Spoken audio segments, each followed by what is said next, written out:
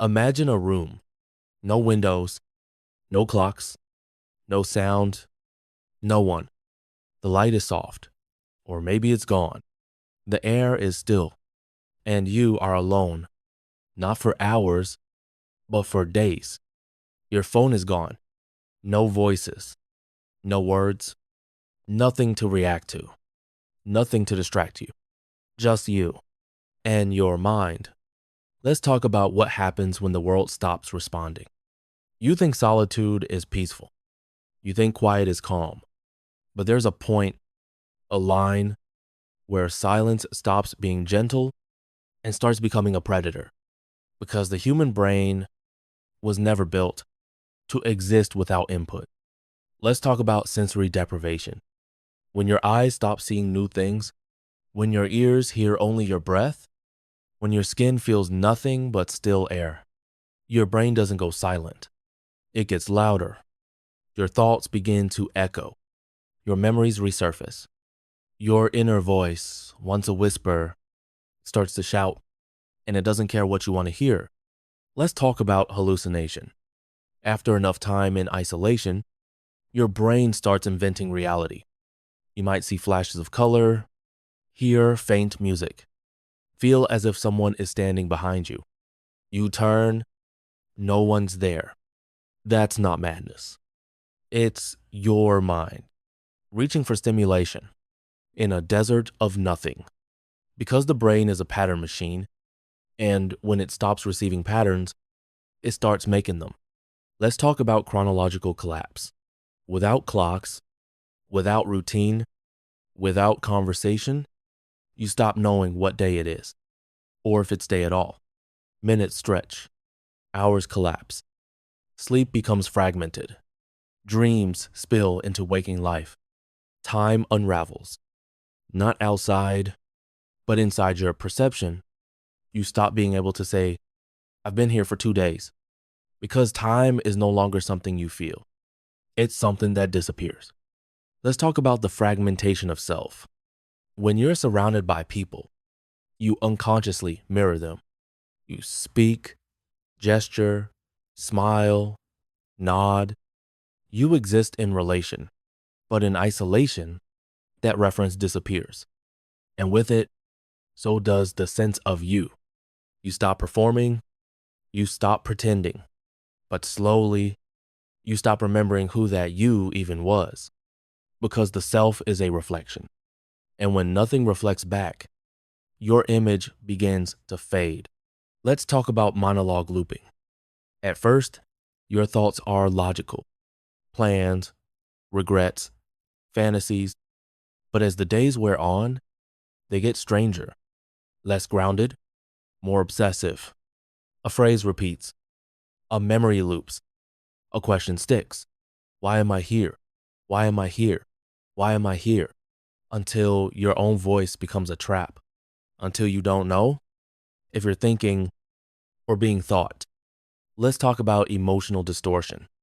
Without social cues, you lose calibration.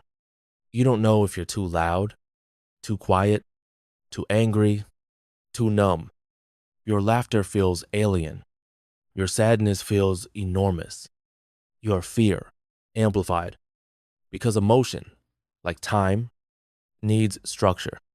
And when that structure vanishes, feelings become floods. No walls, no floor, just drowning. Let's talk about mirror deprivation. You don't see your face. You don't hear your name. You don't feel the gravity of another person's eyes. And slowly, you forget you have a body. You become a voice, a presence, a floating mind without skin. This is not metaphor. It's psychological fact. The longer you are without sensory feedback, the less anchored you become. Let's pause here. You thought isolation was rest, a break from the noise, a chance to be alone with your thoughts. But the truth is darker. Your thoughts are not your allies. They are reflections of input. And when the input dies, they grow wild. In isolation, the mind doesn't slow down. It speeds up, it unravels, it reaches backward into memory, and forward into hallucination just to fill the void. You don't get silence. You get a storm. There's a moment in isolation, a quiet, imperceptible moment when something in your brain that shifts. You don't feel it happen. There's no sound, no warning, no crack in the walls. But suddenly, you realize you're not sure what's real anymore. Let's talk about perceptual distortion. What happens when your mind loses contact with the outside world? At first, it's subtle. You think you saw movement in the corner of your vision, but there's nothing there. You think you heard your name, but the silence presses back. You start smelling things that aren't real. A cigarette from a memory, a perfume from childhood, smoke, always smoke. Let's talk about false anchors. The mind craves structure. It needs a sense of now. It needs contrast, difference between one moment and the next. But in isolation, all moments blur.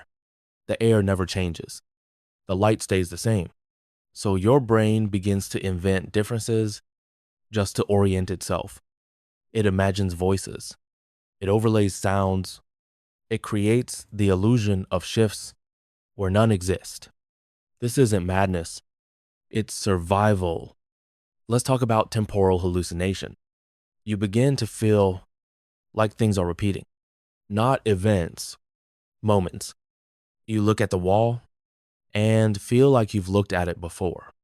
You touch the floor and get the sensation that it happened 1,000 times, because it has. Every action becomes a loop, and your mind, desperate for novelty, starts reinterpreting repetition as deja vu. You feel like time is folding, that you've lived this moment again and again, that maybe it never ended. Let's talk about cognitive fragmentation. When you lose track of time, you lose sequence. And when you lose sequence, you lose causality. You no longer know if you're remembering or imagining. You forget what you've done. You forget what you were going to do. You lose the ability to tell whether something happened 5 minutes ago or 5 days ago. You start narrating yourself aloud. I'm standing up now. I'm going to walk. I'm real. Because if you don't say it, it might stop being true. Let's talk about symbolic invasion. In deep isolation, your brain starts filling the emptiness with symbols. The scratch on the wall becomes a pattern. The crack in the floor becomes a message. The way the light hits your hand feels like a sign. This is not mysticism. It's disintegration. A nervous system trying to rebuild meaning from the scraps of perception. And once symbols take hold, paranoia follows. Let's talk about the fear that grows without mirrors. You begin to suspect you're not alone. Not in the comforting sense, in the haunting one. You feel watched, not because there's someone there, but because the silence is too complete. Your brain becomes your enemy. Every creak, every flicker feels intentional. You start to believe the room is responding to you. You start to feel like you're being tested, punished, observed. Let's talk about identity erosion. You wake up, but you're not sure who you are. You remember your name. You remember facts, but they don't feel connected. You are a list of information with no center. The past feels like fiction. The future like hallucination. And the present like a dream you can't wake from. You wonder, am I even real without others? If no one can see me, do I still exist? Let's talk about ontological instability. That's the technical term for when your mind starts to question the foundations of reality. You ask, is this a simulation? Am I dead? Is this hell? Have I always been here? These aren't silly questions. They're attempts to make sense of the senseless, because when all input is removed, the mind doesn't rest. It searches desperately, and when it can't find the truth, It builds one, even if that truth is terrifying. Let's pause here. You thought reality was stable. You thought your brain was an instrument of truth, but it's not. It's a survival machine. It will bend, reshape, and even destroy its own sense of what's real to keep functioning in the void. And once that process starts, there's no easy way back. Because when you can no longer trust your senses, your memory, your emotions, or your thoughts, what's left? You step outside, the door opens, the light pours in, and for a moment, you think you've escaped. But then it hits you. Everything is wrong. The colors are too sharp. The sounds are too loud. People move too fast. Their faces feel like masks. Their words don't land. You thought the world would feel familiar. It doesn't. It feels foreign, artificial. Let's talk about re-entry trauma. What happens when a mind fractured by isolation is forced to rejoin reality? You expect relief, but what you feel is fear. Let's start with sensory shock. In isolation, your nervous system went numb. To survive, it tuned out input and turned inward. Now, with noise and motion and color and people, your system doesn't know what to do. It spikes, panics, misfires. You flinch at sudden movements. Your pupils don't adjust right. You hear everything, but can't focus on anything. It's not overstimulation. It's a new kind of disorientation, one where the outside world feels like an invasion. Let's talk about social vertigo. You sit across from someone, they talk, they smile, they expect you to respond, but you don't know how. Not because you forgot words, but because conversation feels fake, scripted, thin. You watch their face move and feel nothing. You try to match their rhythm, but yours is gone. Because for too long, you've only heard one voice, your own. Let's talk about time lag. The world moved while you didn't. You left for days, maybe months, maybe years. And now everyone's ahead of you. People reference events you didn't witness, conversations you weren't part of, change you didn't experience. And you realize you didn't just miss time, you fell out of it. Let's talk about the unreality of the familiar. You come home, same room, same furniture, same mirror, but it doesn't feel like yours. The chair is too small. The walls are too close. Your reflection doesn't blink right. You touch things to prove they exist, but it's not the objects you doubt. It's yourself. You feel like an actor playing the role of a person you used to be. Let's talk about emotional flatness. People hug you, smile, ask how you are. You say, I'm fine. You smile back, but inside, you feel nothing. Not because you're ungrateful, not because you're cold, but because your emotional circuitry hasn't rebooted yet. In isolation, your feelings went dormant.